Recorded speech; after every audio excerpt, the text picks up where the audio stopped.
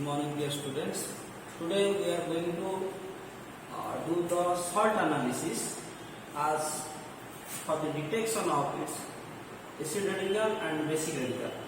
As you know, every inorganic salt contains acidic radical as a anion and positive radical, that is charge developed on the alkali or alkaline earth metal. It is your basic radical. So systematically we have to identify the radicals with its respective reagents, whether it is forming any precipitate or any colored compound. So how it is done? For the inorganic salt, we have specific reagent when it form any precipitate. Let us do the inorganic part of the salt, the acid analysis, acid radical analysis for the salt.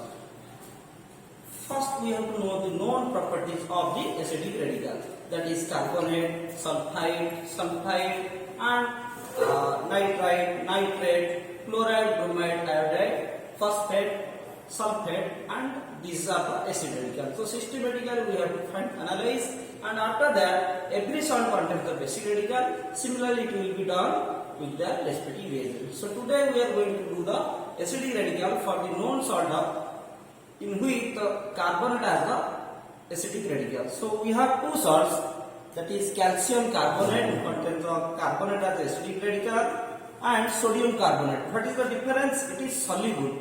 Sodium carbonate is soluble and it is a crystal one, soluble in cold water, whereas the calcium carbonate, it is amorphous and insoluble in cold water. So when we are taking a pinch of salt in the test tube, and most important, how it is written in the your practical record copy. So aim will be your qualitative analysis of acidic radical presently known in organic salt. To find the acidic radical, preliminary test, that is your salt is crystalline or amorphous.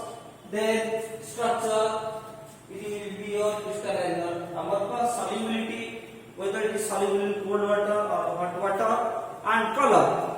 So these salts are colorless. So now reagent test. When it react with dilute HCl, it gives some changes in its nature. So what it happens? We are taking the calcium carbonate, what is insoluble in water. We can see it when pinch of salt, a pinch of salt, and it is a talcum nature due to its amorphous characteristics. And in the acidic part, it is a known salt. So acidic part is a carbonate. So what it react when it react with dilute HCl? Dilute HCl. We have taken it. Now adding dilute HCl. Minutely we could observe. So experiment a pinch of salt taken, and now adding dilute HCl.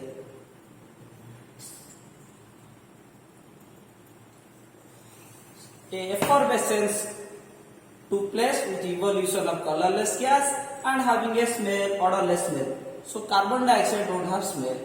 So it is reacting, if we adding more HCl, the last salt contained in the test tube, it may react till carbonate radical is present.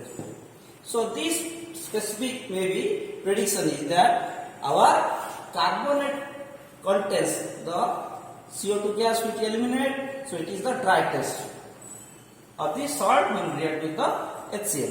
Now the second test, but the CO2 react with lime water form the milky. So when ejecting the gas, when it is passed to the lime water, it turns milky. So for the lime water, we are first taking in a clean test tube as a small amount of lime water. It is a transparent one. So when that gas is passed to this, so for this we may make a bowl and to it passing thing will be passed and dipped in the lime water, it turns milky. So we are just taking lime water already, again to add more salt and then HCl to collect the CO2 gas. So just adding few more, and to collect HCl when it is effervescent tube, suddenly we have to collect in the test tube so as to change its color to observe. So just adding more HCl to it. Yes, now in that way we have to hold. In that way we have to technically hold so that the gas may pass, and when it is set, the test tube containing the CO2 gas may change its color. We could observe.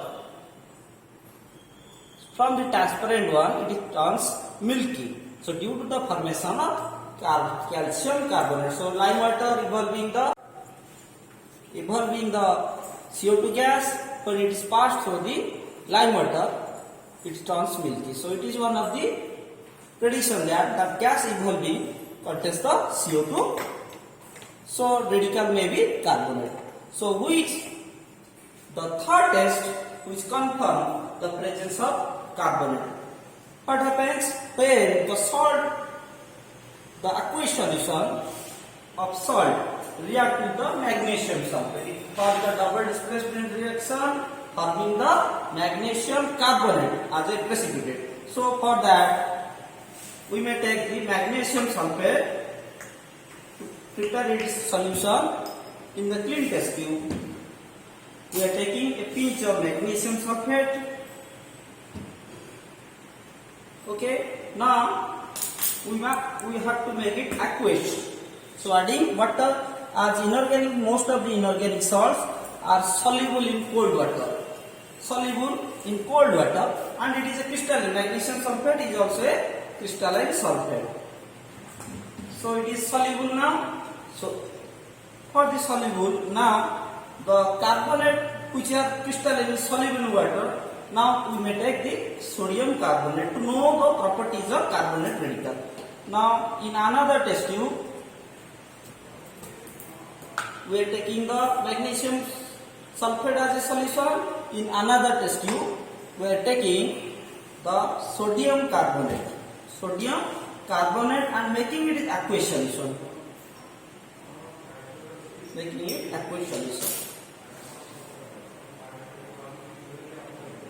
So adding water, you would observe that the salt is clearly soluble.